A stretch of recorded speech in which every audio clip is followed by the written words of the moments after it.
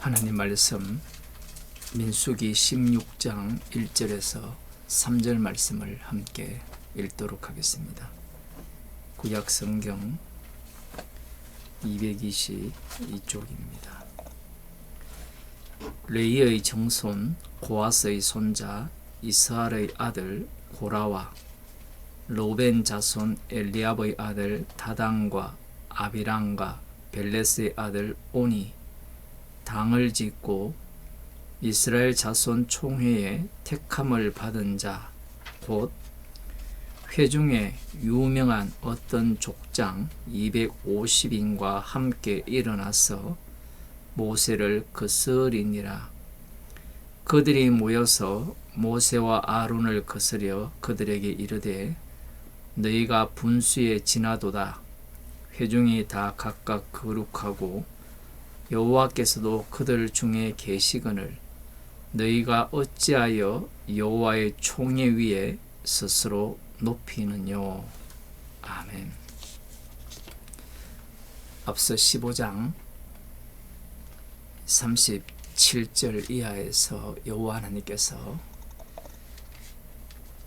옷단 귀에 술을 이렇게 달라고 하셨습니다. 그것을 꽁꽁 묶도록 이렇게 청색 실로 이렇게 달라고 하시고 그것을 볼 때마다 여호와의 모든 계명을 기억하여서 준행하고 자신들의 그 탐욕을 따라 행치 않도록 하기 위해서 그 명령을 내리셨죠. 그 명령을 내리신 지 하루가 지났는지 아니면 몇 달이 지났는지 몇 년이 지났는지는 성경에 기록하지 않고 있습니다. 우린 이런 게 궁금하잖아요. 지금 이미 이들은 38년 한 4개월 정도 되는 광야길로 접어들었는데 20년이 흘렀을 수도 있고 30년이 흘렀을 수도 있어요. 35년이 흘렀을 수도 있는데 이 시간을 왜 기록하지 않는가라고 하면 그 이유가 인간이란 자체는 어떤 체험을 하잖아요. 말씀을 들을 때뿐이라는 겁니다. 사람들은 민수기를 보면서 그 욕망이 끌어오르죠. 이 사건은 몇 년째 일어난 사건이고, 물론 뭐 주석들을 보면 대략 거의 이 광야 시절이 끝날 때쯤이다 이렇게 기록하는데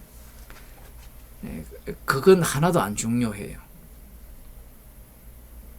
그리고 15장과 16장 사이에 시간이 어느 정도 흘렀는가 이것도 중요하지 않습니다. 왜냐하면 이스라엘 백성들이 애굽에서 모세와 아론을 보냈을 때 그들이 반응하는 걸 보세요. 기적을 보고 따라 나서겠다라고 했다가 바로 왕이 더 힘들게 고역을 시키니까 하나님께 기도하잖아요. 저 모세와 아론을 좀 돌아보세요. 우리를 괴롭게 하는 자입니다. 이렇게 하거든요. 출애굽 이후도 마찬가지입니다. 그들이 하나님의 능력을 보았다. 뭐 놀라운 하나님의 그 두려운 모습을 두 눈으로 목격해도 황금 송아지를 만들어서 우상을 숭배하는 자들입니다. 산에 가까이 오면 죽인다 했잖아요. 그리고 70명의 장로가 하나님과 함께 먹고 마셨거든요.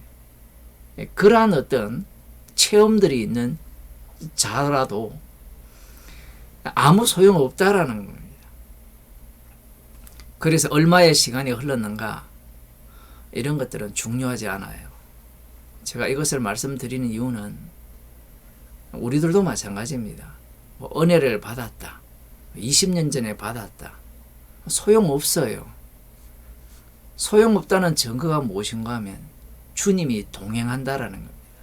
이것은 정반대의 말입니다.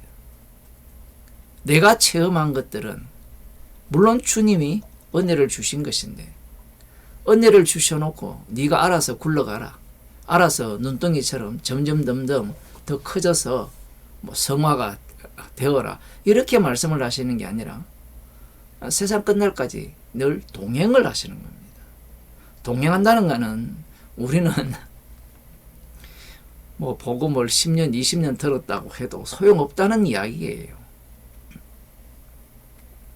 구약은 성령이 없기 때문에 우리와 다르지 않습니까? 라고 이야기를 할지 모르지만 방금 그러한 해석들은 성령을 받아야만 그러한 해석이 나오죠. 성령을 받지 않으면 어떤 해석이 나오겠습니까? 시간이 지나고 체험한 시간이 짧다면 하나님을 더 경외할 거고, 그리고 많은 경험이 쌓이면 더 성화가 될 거고 하나님 보시기에 기뻐하는 백성이 될 것이라, 그렇게 생각을 하는 겁니다. 그게 다 엉터리라는 거예요. 오늘 본문에 이름이 등장을 하는데 족보가 나오거든요. 오늘 본문은 이 족보를 좀 기억을 해야 되는 내용입니다. 레이의 정손 고하스의 손자 이스라엘의 아들 고라와 르우벤의 자손들이 지금 반역을 일으키는 겁니다. 모세와 아론을 대적하는 거예요. 여기에 이 이스라엘 자손 총회에서 택함을 받은 자, 택함을 받았으니까 회중에서 지지를 받는 사람들이죠. 인기가 굉장히 높은 사람들. 요즘처럼 그냥 내 마음에 드는 그런 것이 아니라, 물론 그런 것도 포함될 수 있지만 누가 보더라도 존경을 받을 만한 사람들 250명이 등장을 하는데, 이 고라 자손은, 고라는 누구냐라는 거예요. 고라는 레이의 정손입니다. 고라의 할아버지가 고하시고요, 그 아버지가 이스할입니다. 우리가 머리가 좋다면, 기억력이 좋다면 지금 이 내용이 어디와 연관되어 있는지를 알 수 있죠. 민수기 3장을 보겠습니다. 민수기 3장 17절에 보면 레이의 아들들이 나옵니다. 레이의 아들들은 셋입니다. 그 이름이 게르손, 고핫, 머라리예요. 지금 방금 고라가 대적을 했다 했죠. 고라는 고핫의 자손이거든요. 고라는 고핫의 자손입니다. 그러면 모세와 아론은 누구의 자손인가?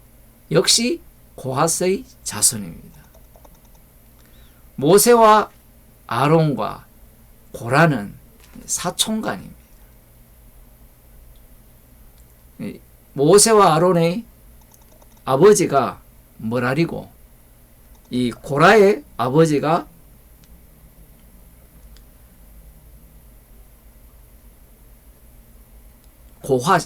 머라리가 아니라 그 고핫의 자손인데, 이 고핫이 이 누구를 낳는가 하면 아므람과 이스할과 헤브론과 우시엘, 이 네 아들을 낳는데, 이 고핫의 아들 중에 아므람의 아들이 모세와 아론이고요, 그리고 이스할의 아들이 고라입니다. 이것이 왜 중요하냐라고 하면, 우리는 지금 고라와 이 르우벤의 자손들, 그리고 250명의 이 족장들, 이들이 하는 말이 납득이 안 되죠. 이들이 어떤 말을 하는가 하면, 다시 성경을 보면 그들이 모여서 모세와 아론을 거스려 그들에게 이르되 너희가 분수에 지나도다. 회중이 다 각각 거룩하고 여호와께서도 그들 중에 계시거늘 너희가 어찌하여 여호와의 총회 위에 스스로 높이는요. 이렇게 말을 해요. 우리는 출애굽기를 알고 있잖아요. 앞부분을. 모세가 이스라엘을 구출하기 위해서 자기가 나대다가 가지 않겠다고 했죠. 미디안 광야에 갈 때 하나님이 모세를 억지로 이 이스라엘을 구출하기 위해서 애굽으로 보냅니다. 야곱의 자손들 히브린들이죠. 거기에 모세가 말을 못한다고 하니까 여기에 아론을 붙인 거예요. 그럼 우리들은 모세와 아론은 하나님이 택한 자들임을 알고 있죠. 자기들이 하고 싶어서 한 게 아니잖아요. 그리고 출애굽기 28장에 보면 이 아론을 대제사장으로 그 아들들을 제사장으로 세워라고 하나님께서 모세에게 지시를 하셨어요. 시내산 위에서. 그러면 우리는 이 본문을 읽을 때 이 고라당 얘들이 참 정말 어리석구나. 모세와 아론은 하나님이 택한 자들인데 어떻게 이런 말을 할 수 있느냐라고 따지는데 문제가 무엇이냐라는 겁니다. 그걸 누가 봤느냐는 거예요. 안 봤어요. 그 시내산에 모세가 올라갔다 내려왔지만 그것에 대해서도 물론 하나님이 불러서 갔다 온 거예요. 근데 이스라엘의 이 지도자가 되는 이 부분에 대해서는 이들은 하나님의 택하심을 인정하지 않는 겁니다. 지금 이 고라 같은 경우에는 역시 고하스의 자손이잖아요. 민수기 3장에 보면 역시 이들이 진을 치는 위치라든가 아니면 이 성막의 그 기구들을 다루는 것과 하는 일들에 대해서 모세를 통해서 하나님께서 일일이 지시를 하셨어요.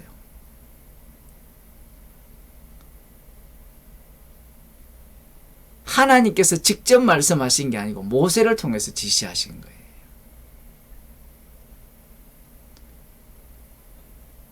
그러니 이 지시를 모세의 말로 받는 겁니다. 시간이 그 세월이 흐르니까 더 망각했을 수도 있고요. 더 중요한 것은 이미 앞서서 눈의 탐심을 따라 마음의 욕심을 따라 우상 숭배한다고 했죠. 율법 중 하나라도 범하면 우상 숭배가 되는데 지금 이들의 눈이 누구를 보고 있습니까? 모세와 아론을 보고 있는 거예요. 모세와 아론을 보고 있으니까 지금 광야 생활에서 이 성막을 중심으로 그리고 모세의 그 지시로 모든 것이 그들이 움직이고 대제사장이 또 역시 이스라엘의 중심을 차지하고 있잖아요. 그들을 볼 때 이들은 마음속에서 탐심이 올라온 겁니다. 인간이라는 게 그래요. 보지 않으면 자기 마음에 뭐가 담겨 있는지 몰라요. 예수님이 육신을 입고 오시잖아요. 하나님이 육신을 입고 오셨을 때 그들의 마음속에 담긴 게 튀어나왔죠. 하나님을 살해하자. 신기하지 않습니까? 자기들도 몰랐어요. 아담 이후에 그들 마음속에 담겨있는 요소가 무엇인지 알지 못했던 겁니다. 하나님이 눈앞에 나타나니까 죽여버린 거예요. 그게 인간이 갖고 있는 이 본심이죠. 본심. 이 고라당도 마찬가지입니다. 지금 이들의 역할들이 다 정해져 있거든요. 게르손 자손들은 서편의 진을 치고 그들이 맡을 것은 이 천막 같은 것들, 실 같은 것들, 그러한 것들을, 이 줄 같은 것들을 담당한다. 이렇게 말씀을 하시고, 그 다음 3장 27절에 보면 고핫 자손들은 남편의 진을 쳐요. 고핫 자손에게는 누가 있다 했습니까? 아므람, 이스할, 헤브론, 우시엘, 이 네 자녀들이 있는 겁니다. 이들은 이 남편의 진을 치고, 그들이 봉사할 것들은, 봉사는 어떤 것을 하는가 하면 이 성전에 쓰는 기구들, 등대, 정극의 상, 이 단들, 이걸 보면 이 성전에서 쓰는 조금 기중품이죠. 그 천으로 된 것보다는 좀 더 기중품이고, 나중에 머라리 자손들은 북편의 진을 치는데, 이들은 이 널빤지나 기둥 같은 것들을 책임을 집니다. 어쨌든 하나님의 성전에서 가장 중요하다는 요소를 누가 담당하는가 하면 고핫 자손들이 담당하는 겁니다. 그런데 여기에서 고핫 자손 중에 누구를 속 빼내는가 하면 이 이스라엘 그 아므람 자손인 이 모세와 아론을 속 빼버리는 겁니다. 모세와 아론을 속 빼내어서 이들을 어느 곳에 배치하는가 하면 성전 동편에 배치를 해요. 고핫 자손들은 남편인데 해 뜨는 곳에 배치를 하는 겁니다. 가장 중심적인 위치를 차지하는 거고요. 그리고 이 아론은 이스라엘 백성 전체를 이렇게 통할하고, 그 레인의 그 아론의 아들 엘레아살은 레인의 족장들의 그 어른이 된다라고 하죠. 우두머리가 된다는 겁니다. 이 말씀을 주셨을 때 이것을 어떻게 봐야 되느냐라는 겁니다. 이들은 이 모세와 아론의 자리가 어떤 자리인지를 모르는 거예요. 지금 이렇게 말씀을 하시니까 이들이 다 인간이잖아요. 그러면 그들을 볼 때, 모세와 아론을 볼 때 그들이 동편의 자리를 차지하고 족장들의 어른이라 라고 하니까 그 자리를 높은 자리로 보죠. 섬기는 자리로 보는 게 아니에요. 지금 이 자리는 우리가 보기에는 분명히 지도자고요. 높은 자리로 보이는데 이들의 자리는 섬기는 자리입니다. 나답과 아비후가 가장 먼저 죽임을 당하거든요. 성막이 있음에도 불구하고. 문제는 이 고라와 이 함께하는 르우벤의 아들들, 그리고 250명의 유명한 존경을 받는 이스라엘 온 회중에서 택함을 받은 이 족장들, 표현이 족장인데 어쨌든 대표라 이렇게 볼 수 있는데, 이들이 지금 이런 안목이 없는 겁니다. 모세와 아론을 그 위치에 세워 놓으니까 그들의 눈에는 앞서 말씀드린 바와 같이 그 자리가 탐이 나는 거예요. 고라가 이렇게 대적할 수 있는 근거가 무엇입니까? 똑같이 고핫의 자손인 거예요. 더 중요한 것은 모세와 아론에 비해 자기가 결코 뒤떨어지지 않는다라는 겁니다. 지금 이들은 뒤에 250명이 왜 중요한가 하면 온 이스라엘 백성들이 이들을 택하였고 이들을 존경했다라는 거예요. 그러면 이들 모두가 고라를 비롯한 이 르우벤 자손들 모두가 다 250명, 이들 모두가 다 이스라엘 온 백성들의 지지를 받고 있다라는 사실입니다. 그러면 우리는 또 창세기 49장에서 야곱이 축복을 할 때, 예언을 할 때 이 르우벤에 대해서 그곳에서 이스라엘을 다스릴 목자가 난다든가 아니면 이 홀이 그곳에 이 르우벤을 떠나지 않는다, 이렇게 말씀을 하셨으면 참 좋을 것인데 르우벤에게는 그러한 내용이 없습니다. 홀이 유다를 떠나지 않을 것이라고 말씀하셨고, 그 다음 요셉으로부터 이스라엘의 반석인 목자가 나온다라고 말씀을 하셨어요. 그런데 지금 모세가 지도자입니다. 모세는 레위지파죠. 그런데 창세기 49장 그 5절에서 7절을 보면 이 레위지파에게서 지도자가 나온다는 말씀이 없어요. 그러니 지금 이 고라나 아니면 이 르우벤의 아들들은 자신들도 얼마든지 지도자가 될 수 있다라고 생각을 한 겁니다. 뿐만 아니라 250명도 마찬가지고요.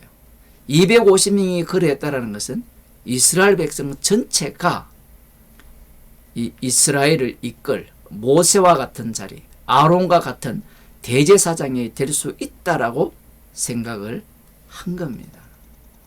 그래서 이들이 하는 말을 들어보면 납득이 되고 이해가 되는 거예요. 3절을 보겠습니다.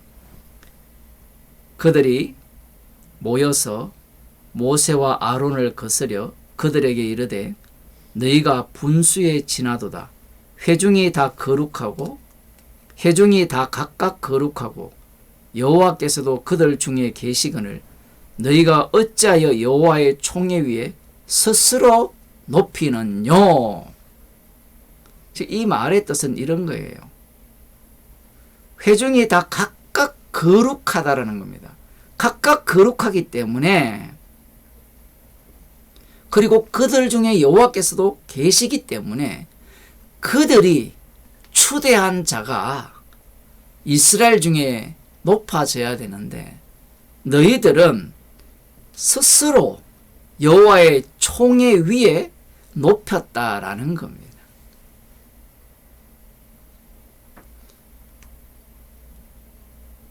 지금 이들이 하는 말을 들어보면 틀린 말이 아니죠. 맞는 말이잖아요. 마치 이걸 보면 만인 제사장을 주장한 그 개혁주의가 떠오르죠. 만인 제사장이라는 말은 다 희생물이라는 얘기예요. 그런데 다 희생물이냐라고 하면 희생물이 희생을 당할 때 받은 은사가 또 다 달라요. 그런데 그런 어떤 가르침이 주어짐으로 말미암아 어떤 이 탐욕이 툭 튀어나오느냐 하면 지금 여기에 나오는 고라단과 같은 이러한 탐심이 오늘날 교인들 속에 다 장악해버렸습니다. 원래 있던 그러한 마음이죠.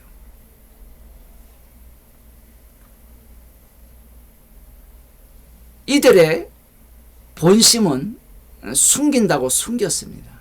어쨌든 이 하나님께서 이 하신 말씀들을 근거로 하여서 자신들의 이 반역에 대해서 정당성을 확보를 했죠. 모세와 아론 외에는 모두가 다 이들 편인 거예요.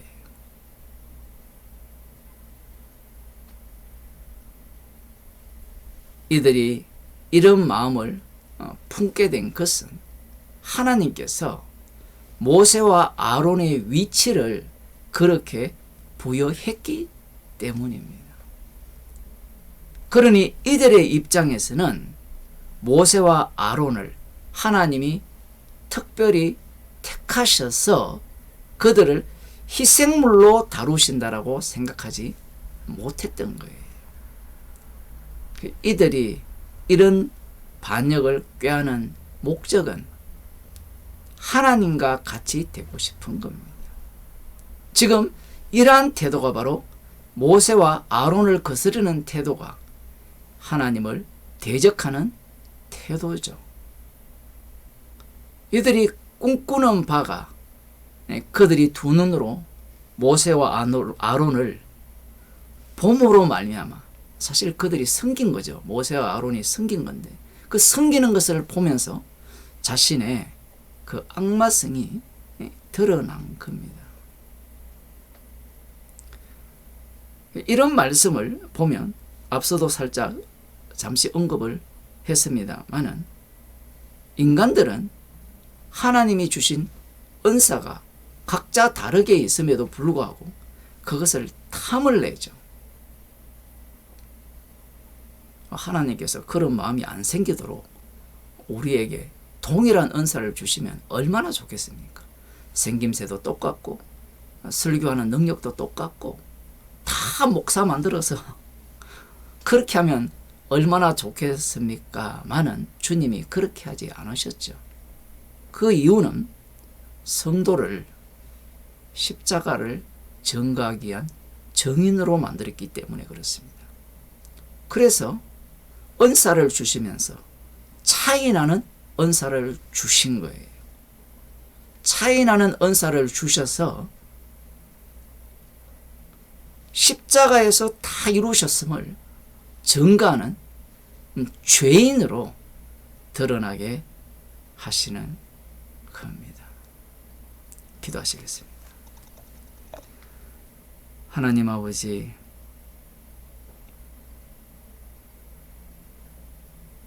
주께서 모세와 아론을 택하셔서 희생물로 섬기는 자로 만드셨지만 인간들의 눈에는 그 자리가 탐이 났고 결국 우상 숭배자로 드러나는 모습을 말씀을 통하여 저희들에게 들려주심을 감사드립니다. 우리가 눈으로 보고 만나는 것들을 통하여서 죄인으로 드러나게 하시고 십자가 외에는 자랑할 것이 없는 주님의 정인으로 살아가게 하여 주옵소서. 예수님 이름으로 기도드리옵나이다.